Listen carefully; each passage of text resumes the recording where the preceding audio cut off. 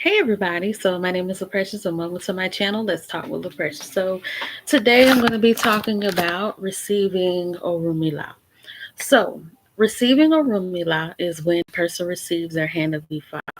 Now in Santeria, there are two ways of saying receiving your hand of Ifa, because for a woman we call that receiving Kofa, and for a man we call it receiving la mano de Ifa or la mano de Orumila. So, receiving Orumila is pretty much when you receive the Orisha Orumila, and the Orisha Orumila is the Orisha of divination. So, Orisha Orumila is the one who gives the Babalawo all the knowledge, all the teachings, and the messages that you want to receive when you have an Ifa reading done by a Babalawo. Another thing that you find out in your receiving a Rumila ceremony is you find out who your Ori or who your guardian angel Orisha is. So when you receive a Rumila or the hand of Ifa, it is a 3-day ceremony. The first day of the ceremony is when you honor and serve your Egun or your Egungun or the Orishas. On the first day, this ceremony is made up of multiple ceremonies and rituals that are done to connect you to your ancestors, for the Babalaos that are partaking in your ceremony to connect and to divine with them, for them to find out who your guardian Orisha is, as to whether you are in the right place or not, and if you're going down the right path, and if you're doing what it is you're supposed to be doing. The second day of your receiving a Rumila ceremony is the day of rest. Since you will be cleansed and since you will be going through a cleansing process for these 3 days, the ashe or the power or the favor that you receive from your ancestors and from the Orishas will need to be protected, and it will need for it to be festered and digested, and for it to just really be embedded in you, which is why on the second day of the receiving Orumila ceremony, you will have to rest, which means you stay in the house, you don't come out, you don't go anywhere, and you protect your aura, you protect your energy, you don't get involved in any quarrels, fights, arguments, or anything that can bring on negative energy or bad vibes. The third day, and I'm also going to talk about I'm also going to talk about dress code. So, the first day of your ceremony, you can wear regular clothes. The second day of your ceremony, you'll be at home, which will be the day of rest. So, you'll be in your own house doing your own little thing. Now, the third day is when you have to wear all white. The reason why you wear all white is because white represents angels, purity, ancestors, and being in the spiritual realm. But you want to come with a pure heart and with a pure spirit so that you can get everything that a Rumila wants for you to have. So for women, you will need to wear a white shirt, white shoes, white socks, and a white skirt. I'm going to be posting pictures on my community thread. I have my white skirt here somewhere. But yes, you will need to wear a white skirt, mainly like a white linen type of skirt. So, on the third day, this will be the last day of the ceremony, you will receive your collar or your necklace of Orumila, and you'll receive your ide, which is like your bracelet. And I'm sure a lot of you guys have seen a lot of people with these on, because I've seen everybody from celebrities, content creators, and all types of people with these on. But if you see somebody with an ide like this, they're supposed to have received their hand of Ifa or their hand of Orumila, and so that means that they know who their guardian angel is or who crowns their head in Santeria.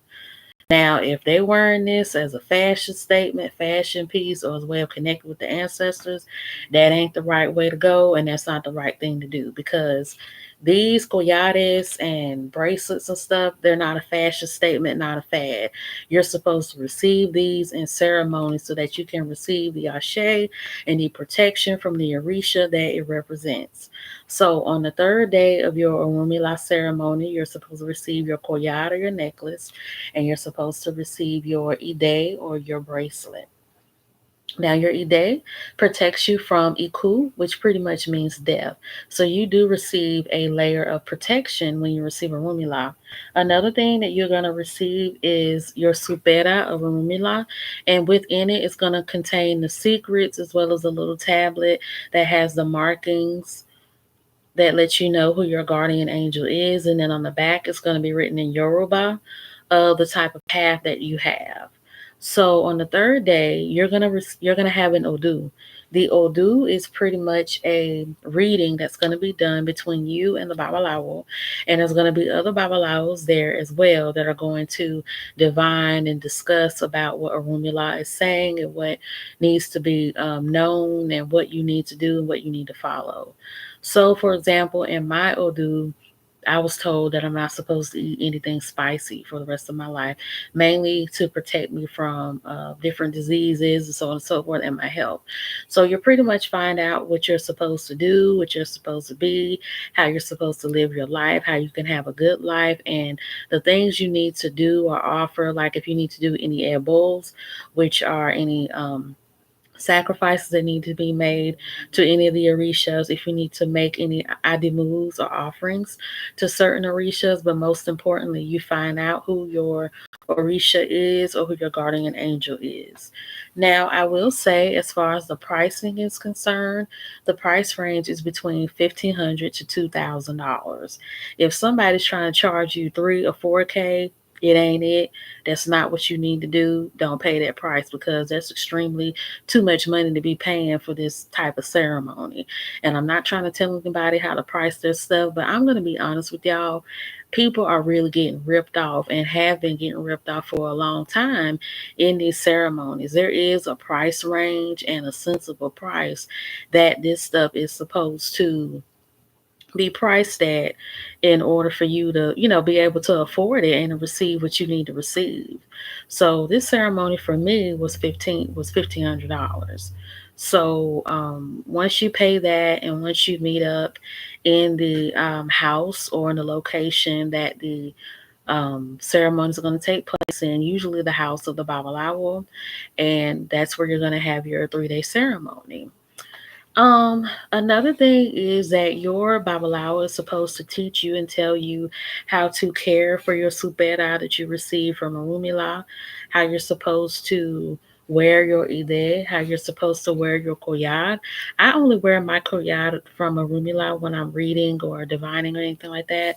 And I usually wear this all the time except when I'm sleeping or in the bed or washing up or whatever because I don't want it to get damaged. But you're really supposed to wear this at all times. So I pretty much gone through the process, the pricing, and what you find out, and how to properly find out who your Orisha is and who your Crown Orisha is, because there seems to be a lot of confusion on TikTok and YouTube and other social media sites about how to find your Orisha or your Crown Orisha. And a lot of these different ways that people are doing it is just not it. The only thing I will say is that if you're having like a spiritual guide reading or if you're having like an ancestral reading, then the Orishas can come up. The Orishas can come up as a spirit guide, or they could come up as a voice that wants to speak with you, or a spirit that wants to work with you.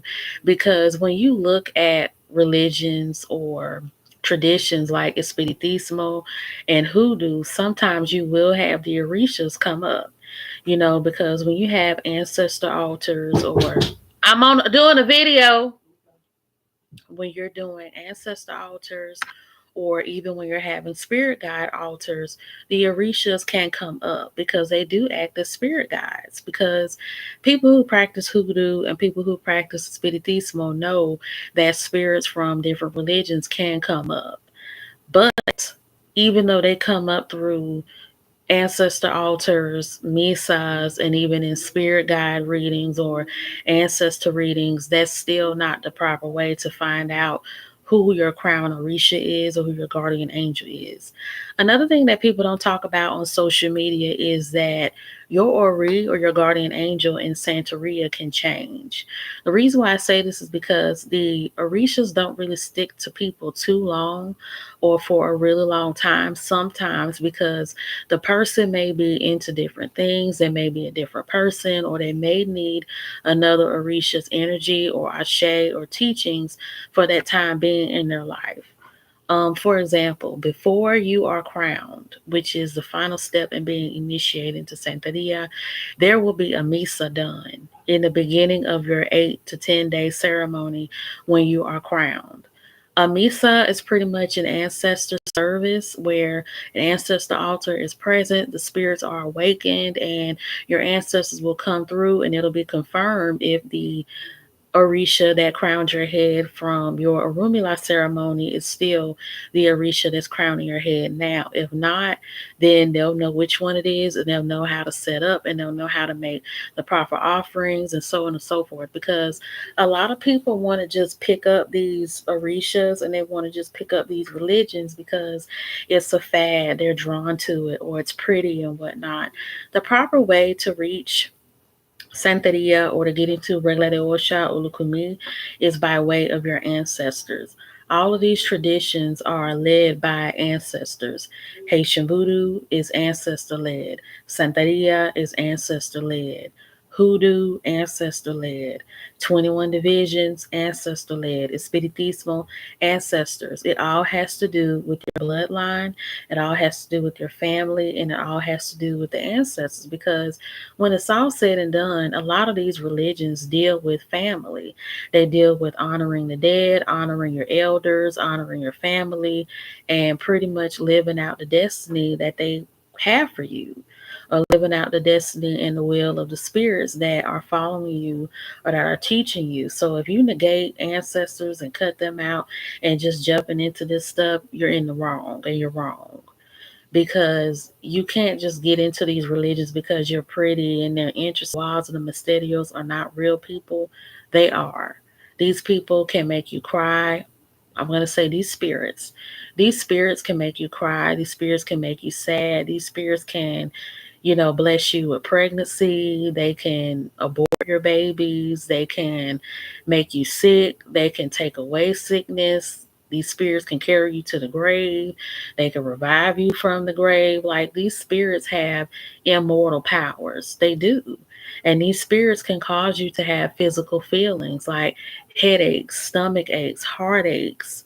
You can become happy. You can become enthused or aroused. Like these spirits are real. And they will show you when they love you and they will show you when they don't. And a lot of people have said, well, I try to work with Papa Legba and this happened, or I try to work with Yemaya and this happened. Yeah, because there's rules and there's protocols to these religions. These spirits, they don't like just anything being handed to them or given to them. These spirits have feelings, they have likes and dislikes, they have hobbies, and they have favorite foods and favorite drinks. So if you have an altar to Oshun and you giving her cigarettes and beer and Bacardi and all that kind of stuff, she ain't gonna like that. And if you have an altar set up to Shango and you're giving him oranges and candy and all this type of stuff that he doesn't like, he's not gonna like it, and he's not gonna receive your prayer, and he's not gonna do what you ask him to do. Like you have to bring these spirits what they want. You either have to bring them what they're asking you to bring them, or you need to give them what you know they like, so that they can see that okay, you respect me, you honor me, so I'm gonna honor what you have to say since you honor me. Because these religions are all about reciprocity and give and get, return and receive and return. It's all about reciprocity. So I hope you guys enjoyed this video. I hope you guys learned a lot, and don't forget to like, share, and subscribe to my channel and leave positive comments as well as questions.